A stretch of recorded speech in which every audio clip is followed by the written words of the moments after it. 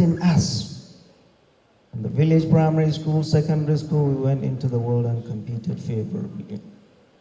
And unless we that now are the leaders, accept that it is our failing and do the right thing, we'll continue to go around this circle. Let me give you just very brief thing. I remember watching a clip of His Royal Highness, the Emir of Kano. He was standing in, dropping some royal. I was very touched. Why? He was narrating the story of a woman that came to his palace. And many people come to the palaces of our traditional rulers and our clergy.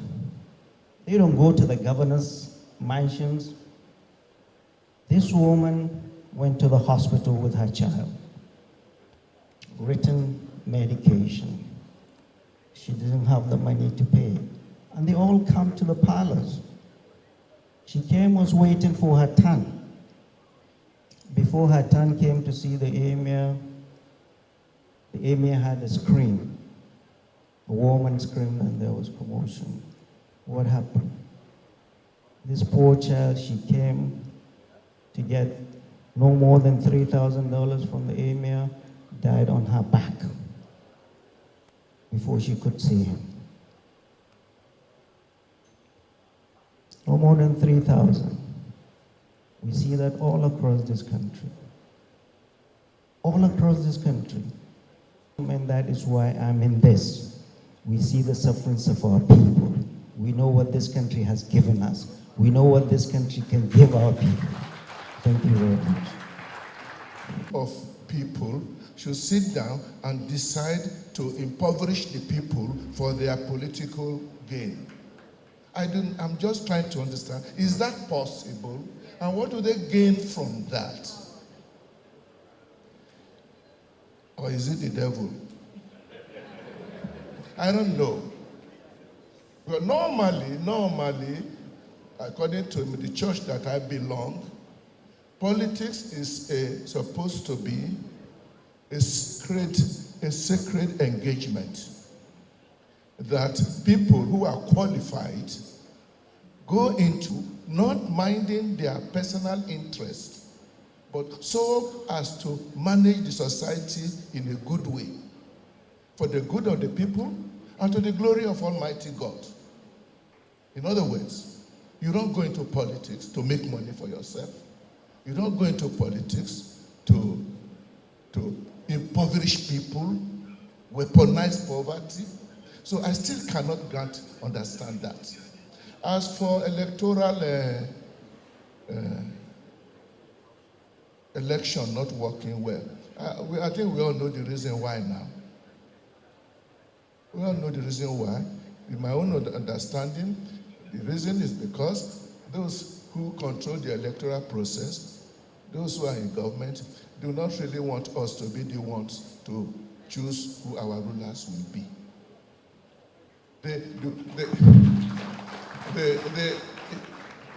The whole question of we want free and fair election, that the people who aspire to office should sit down quietly in their homes on election day and wait for the results to come to know whether the people want them or not. If that is not what our political culture is, then we are not even thinking of democracy. We are not even thinking of democracy.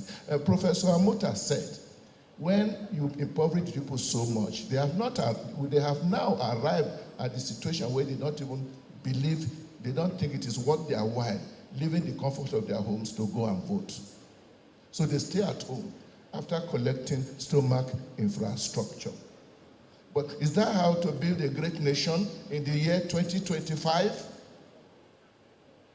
Democracy is not a magic, which is why you have so many types of it, including the illiberal democracy, which is purely dictatorship, or one-party democracy, which is purely dictatorship. They all call themselves democracy.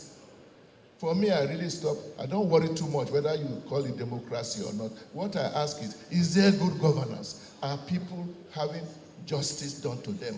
Can a poor child not die on the back of her mother? That's what it's all about. If whatever you do are not serious. Thank you very much. Just before I talk that values patriotic, are we just interested in talk show? I was touched. Maybe I may have to repeat it one more time. As we celebrate the right honorable Chimekerotimi Amechi, we must also confront a deeper question his example of patriotism and courage poses to all of us. Are we building a nation that values patriotic and courageous leadership as he symbolized, or we're just interested in talk show? Food for thought. Let us see. Dr. Amuda made a point. Thank you for that question. Yes, of course, there's a link. I mean, if you look at developed countries and their rate of poverty, which is minimal, they don't have these sorts of security issues.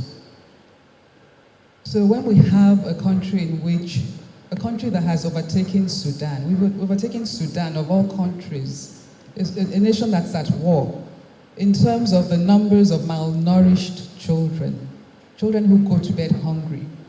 So those are issues. Of course, there's a link between that and what we see all around us. Banditry, kidnappings, terrorism, all sorts of things. It's related.